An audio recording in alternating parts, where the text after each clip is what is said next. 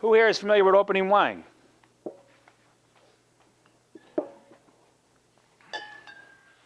Anybody use a corkscrew before? Okay, good. Let's do a couple. Okay. Ideally, I should have opened this a little while ago. You want to let a red wine sit for about a half an hour open. Let it breathe a little bit. We're going to let it breathe in the glass just a bit, okay, when we try this. This is a hanging vine, and this is a Pinot Noir, California, and all it says on here is parcel 22. It doesn't really tell me anything at all about the wine itself. Back here, and if you look in the back of the bottle, especially American wines, California in particular, it will give you an idea. This talented winemaker of hanging vines selects pristine grapes from only a few grape-growing regions in California. Each wine is made through the marriage of perfectly ripe fruit and healthy vineyards. Our parcel numbers reflect our commitment to limited vineyard sources and attention to high quality. So this is actually, this parcel 22 tells you exactly where these grapes have come from. Now the only ingredient in wine is grapes. Water's not added, really nothing added. Tannins might be added, and that's really it. So there's not a lot of ingredients. That's it as far as what goes in there. So this tells me exactly where this came from. So I might be able to say, okay, I like this hanging vine, Pinot Noir. If this is what I like, I would also put on there on my little notes from parcel 22. What year is this? 2008. All right, so now in opening a bottle of wine, whether you're a server or whether or not you're at home, most of our corkscrews have little knives, and you want to make a nice clean cut going across the top. What you want to do when you open a wine, what I like about this is it has two tiers. Perfect, perfect. What you want to do is you want to insert it right into the middle, all right, and not turn the corkscrew, but the bottle itself to begin. Now, the difficulty with this, of course, if you're a server, and my son Michael actually has a part-time job as a server, the difficulty is that you don't want to do this on the table of the guest. So you're going to actually have to do this, either somewhere where, and you can actually turn the bottle yourself. But for this purpose, we're going to do it on here. So a little bit safer. Okay, now I'll start doing both, turning the bottle and my corkscrew. And this particular corkscrew has a two-tier. You see, here and here. What I like about this is I use the first one to go up this far. Now I use the second one. See how easy that is? Comes out perfectly. So really, if you're looking for a good corkscrew, look for the one that's hinged, and you have two different levels. Now this particular corkscrew, I didn't do a good job in that, did I? That doesn't look good. I definitely wouldn't want to serve it like that. What you want to do is once this is done, you want to look at the cork. Okay, I want to smell the cork. Okay, it's moist, which it should be, definitely. Okay, you can pass it down. It's moist, and the reason it's moist is because when the wine is stored, it's stored on its side. And the reason why it's stored on its side is so the cork does stay moist, therefore it doesn't shrink. If the cork shrinks, air is going to get in, and of course now you're in trouble. Your wine is going to get is going to lose its quality. So that's very important. Now, cork actually comes from cork trees. There is a shortage of cork trees. So the folks have actually moved to plastic corks. Don't think because of plastic corks that it lowers the quality of the product. It does not. It does not at all. They're a lot safer. They're a lot more economical, and they're a lot easier to store. Now, the only disadvantage I don't like about the plastic corks is that once you take them out, it's very, very difficult to get them back in. And I didn't bring a topper. Yeah, a stopper. I should have brought one of those, which would have worked out nice. Okay, so we got a little, when that's presented to the host or hostess or the person ordering the wine, is then put on the table for that person. It stays right there. Now we're ready to pour the wines. Now what we typically would do in a restaurant setting is I would pour the host or the person that ordered the wine first, and I would pour just a smidgen for that person to taste it. If I got the okay from that host, then I would proceed to serve the rest of the guests at the table. I would not fill the host glass until I'm done filling everybody else first. And I would go to the ladies first. And typically what you do, if you have 3 ladies at the table, you normally pick the oldest.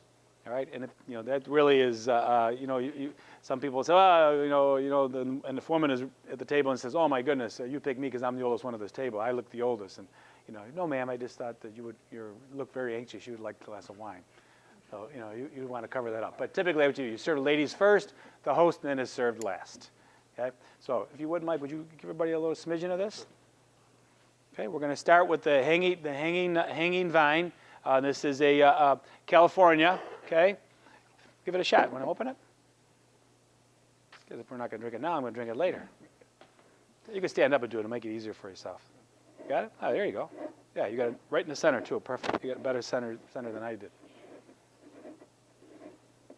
Now, you notice when he pours it, he's turning the bottle. And the reason he's turning it is so there's no drip. That's all. And it's a nice way to serve.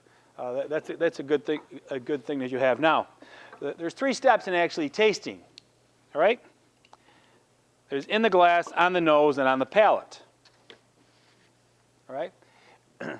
What we like to do, when we look at it in the glass, this is a great way to analyze our wines and analyze the texture of a wine. How did it turn out?